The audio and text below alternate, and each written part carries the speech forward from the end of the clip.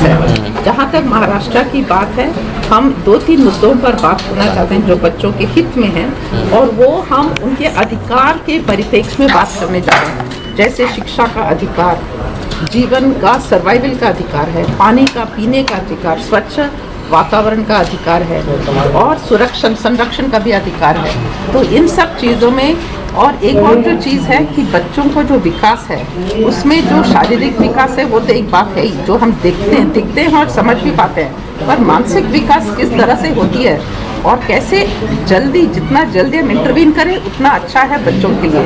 मतलब 6 साल से अंदर जितना आप कर सकते हैं, बुद्धि का विकास 80% तब तक बढ़ जाता है। ये संदेश हम इन्फ्लुएंसर्स के माध्यम से, जो आज इस मीटिंग में आए हैं ग्राविटास के माध्यम से, उन तक पहुंचाना चाहते हैं, ताकि वो आगे जाकर क्लाइमेट चेंज की बात करें, कैसे हम युवाओं को इस मुद्दे में शामिल कर सकें, कैसे रीडिंग कैंपेन पर बात कर सकें। इन 3-4 मुद्दों पर हम आज डिस्कस करना चाह रहे हैं। हम चाह रहे हैं कि इनके माध्यम से मैसेज फैलाएं। ज्या वेळेला विशेषतः बालकांच्या प्रश्नावरती एखादी घटना घडते, कुठे छोट्या मुलांना शाळेमध्ये चटके दिले जातात किंवा काही वेळेला ऊसतोड कामगारांच्या मुलांना किडनॅप केलं जातं, अशा घटना येतात आणि त्यावेळेला जाणवतं सगळ्यात म्हणजे कम्युनिटी बेस्ड ऑर्गनायझेशनचा अभाव. आपण जे काम करतोय सगळे अतिशय चांगलं काम आहे, डेडिकेशननी काम करतोय. प्रत्येक शहरामध्ये नसला तरी बऱ्याचशा शहरामध्ये आपला स्वतःचं अस्तित्व आहे. परंतु आपण हे पाहिलं सर्वजणांनी की आजही मोठ्या प्रमाणामध्ये युनिसेफनी केलं असेल तर मला आनंद आहे त्याचा. पण महाराष्ट्राच्या प्रत्येक तालुक्यामध्ये आपलं मॅपिंग केलं की कोण कुठल्या प्रश्नावर काम करतंय. उदाहरणार्थ मी एक 5 प्रश्न पाहिले की जे आपल्याला अगदी सातत्याने तुमच्याही विषयामध्ये येत आहे, आणि त्याच्यात चाइल्ड मॅरेजचा विषय, दुसरं पॉक्सोचा विषय, तिसरं एक्सप्लॉयटेशन ॲट वर्कप्लेस, चौथं स्कूल ड्रॉपआउट्स आणि चिल्ड्रेन इन वल्नरेबल सिच्युएशन. तर या 5 विषयांमध्ये अजून पण विषय बरेच निघू शकतात, पण मेन टायटल्स पाहिली तर आम्ही ज्यावेळेला बऱ्याचशा वल्नरेबल सिच्युएशनमध्ये काम केलं तेव्हा उषाताई असं लक्षात आलं की every NGO comes and they said it we are working. पण असं होतं की कुठल्या तालुक्यात आणि कुठल्या जिल्ह्यात त्यांचं काम आहे हे चित्र स्पष्ट नसतं. आणि मग असं होतं की आता यवतमाळचे CEO बोलताना आपण पाहिले, परंतु तिथल्या तालुक्यामध्ये झरीधामणी सारख्या भागामध्ये आदिवासी मुलींना फसवून लग्न करणं आणि त्यांची म्हणजे कुमारी मातांची मुलं असणं हा प्रश्न अजूनही सुटला असं आपल्याला म्हणता येणार नाही आहे. त्यामुळे खरं प्रश्न असा आहे की सगळे प्रश्न आपण जरी सोडवू शकलो नाही तरी कुठे आपलं अस्तित्व आहे आणि कुठे लोक तुमच्या आर्थिक मदतीशिवाय सुद्धा गुड टच बॅड टचचं काम करायला उत्सुक आहेत. याच्यामध्ये आता ग्रॅव्हिटास फाउंडेशन आणि युनिसेफनी नेतृत्व करावं असं मला वाटतं. कारण बऱ्याचशा शहरांच्या मध्ये, बऱ्याचशा जिल्ह्यांमध्ये मला खूप संस्था भेटतात की ज्यांना काम करायचं आहे, परंतु त्यांना कामाच्या संदर्भामध्ये कशा पद्धतीने जायचं हे लक्षात येत नाही आहे. दुसरं, as a mother, when I want to teach my children something, I will show them a really scary movie and say, do not do this. Or if they want to go on a trip alone, I will show them a movie, Hostel, this is what happens, do not do this. I think films really are very powerful. We learnt a lot in our childhood from movies. We learnt what is right and wrong and that evil is defeated and good always wins. That's all we learned. I don't think our parents sat and we learnt it from the movies. Very true. I think, like she said, educating parents, having short films that are more entertaining. Sorry, the UNICEF films are lovely, but I don't think any child will sit and watch it. So we need little more entertaining films to teach the children. Very no, true. I'm saying, and also the attention span is very less. So maybe like a minute, like they're watching reels all the time. You know, they're watching it because it gets over in a minute. So I think anytime you all need me to come, make some entertaining, educational films, I'll be more than happy to come and do that. Because I think children will learn from watching. I think Absolutely. parents, I think we definitely need to educate parents. Like we have counseling sessions for children in school where they teach them about sex education in a really boring manner. I think we need to call the parents, talk to them and how they should talk to the children. I'm very, very open with my kids, and yes, I had a planned pregnancy, but I planned only for one. Just happened to have 3 along. I think parents, as a mother, we are always struggling to do the right thing.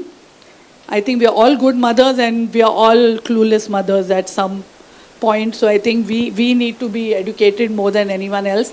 And I think I admire Jugnu and Padmini, but I don't think any mother should be told they need to sacrifice or give up anything for their children. The children need to learn. The mothers have a career too. Mother's a working mother.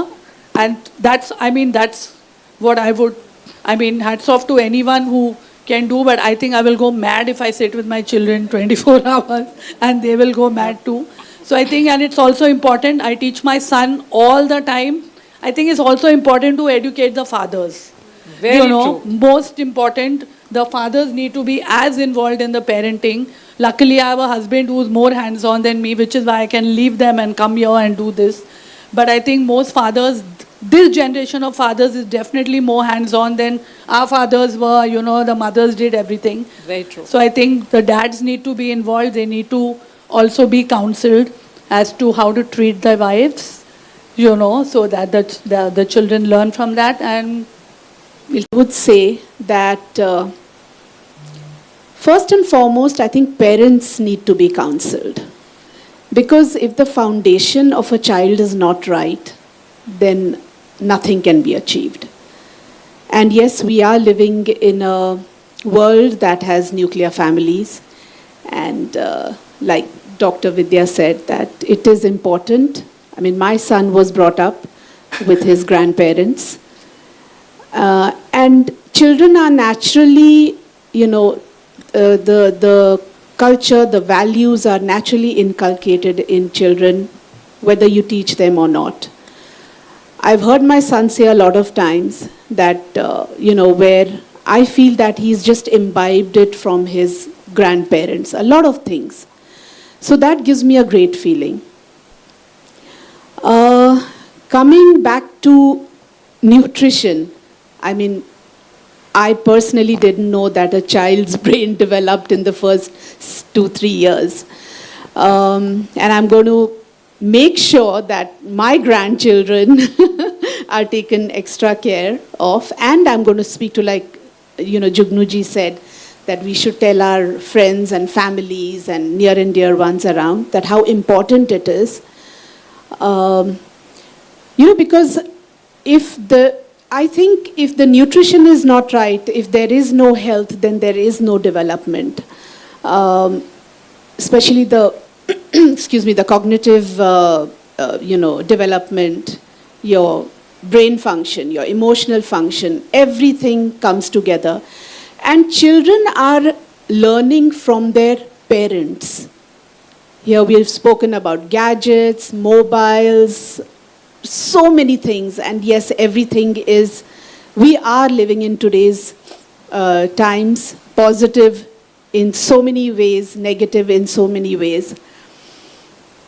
We go for dinners, we see families, like literally parents, 2 children sitting, each one on their mobiles. And like you rightly said, then why do you make a day of it? Why do you make an afternoon of it? So we as parents first need to be counseled. UNICEF foundation आणि ग्रॅव्हिटस foundation आम्ही गेलो 3 वर्ष एकत्रित मिळून काम करतो आणि जेव्हा दिल्लीतली निर्भया केस ही जेव्हा घडली त्यानंतर आम्हाला असं वाटलं की आपण या विषयावरती काम करायला हवं आहे आणि मग आम्ही या विषयावरती सखोल चर्चा केली काही समाजसेवकांशी काही NGOंना गाठीभेटी दिल्या आणि मग याच्यामधले आम्हाला एक गंभीर आकडे आमच्या समोर आले मग आम्ही ठरवलं की नाही या विषयावरती आपल्याला काम करायचं मग आम्ही स्कूलच्या गाठीभेटी घेतल्या प्रिन्सिपल टीचर या सगळ्यांच्या आम्ही गाठीभेटी घेतल्या त्यावेळेला आम्हाला थोडासा नकारात्मक हे आला कारण हा का अतिशय सेन्सिटिव्ह सब्जेक्ट असल्याकारणाने आम्हाला सगळ्यांनी नकार दिला परंतु आम्हाला आता हा विषय कशा पद्धतीने समजून सांगायचं हे आम्ही खूप काउन्सिलिंग करून त्यांना सांगितलं की नाही ही जर आपल्या मुलांवरती जर अशी अत्याचाराची वेळ आली तर आपण काय करणार आपण आई वडील म्हणूनच त्यांच्या मागे उभे राहणार आणि आपण सर्व समाजच त्यांना सपोर्ट करणार तर या समाजालाच आपण का घाबरतोय जर समाजच आपल्याबरोबर असेल तर आपण ह्या सगळ्या विषयांना एकत्रित पद्धतीने आपण पुढे घेऊन जाऊ यासाठी आम्ही स्कूलमध्ये मग सांगितल्यानंतर मग पॉझिटिव्ह रिस्पॉन्स आला आणि आम्ही 45 मिनिटचं एक सेशन स्कूलमध्ये स्टार्ट केलं आणि या 45 मिनिटच्या सेशननंतर मुलं मोकळी संवाद साधायला लागले आणि त्यांच्याबरोबर काही घटना घडत असतील किंवा त्यांच्याबरोबर काही गोष्टी होत असतील त्यांच्या मित्र मैत्रिणींबरोबर, तर ते आमच्याबरोबर ते शेअर करायला लागले आणि कुठेतरी आम्ही त्यांना त्याच्यातून बाहेर काढायला आमचं ग्रॅव्हिटस फाउंडेशन आणि युनिसेफ आम्ही मिळून त्यांना कुठेतरी बाहेर काढायचा एक प्रयत्न करत आहोत. आणि अशा पद्धतीने आम्ही आज 4 लाख विद्यार्थ्यांपर्यंत पोहोचलो आहोत आणि बऱ्याचशा विद्यार्थ्यांना याचा फायदा झालेला आहे. आणि आज इतका पॉझिटिव्ह रिस्पॉन्स आहे की स्कूल आम्हाला स्वतःहून फोन करून आम्हाला आज सांगते की प्लीज तुम्ही या आणि आम्हाला हे 45 मिनिटचं मुलांना गुड टच बॅड टचचं सेशन द्या. आज आमच्याकडे 1000 वर्क ऑर्डर स्कूलचे आहेत आणि अशा पद्धतीने आम्ही काम पुढे करत आहोत. युनिसेफच्या राजेश्वरीजी ज्या आहेत आज आपल्याबरोबर, त्या देखील आपल्याला सांगतीलच पुढच्या काही आमच्या 3 ज्या गोष्टी आहेत. मुलांच्या वाचनाबद्दलच्या सुद्धा याच्यामध्ये एक गंभीरता आहे की मुलांचं वाचन कमी झालेलं आहे. पाणी वाचवणं हे मुलांना आपण शिकवलं गेलं पाहिजे. याच्याबद्दल राजेश्वरी मॅडम आपल्याला सांगतील.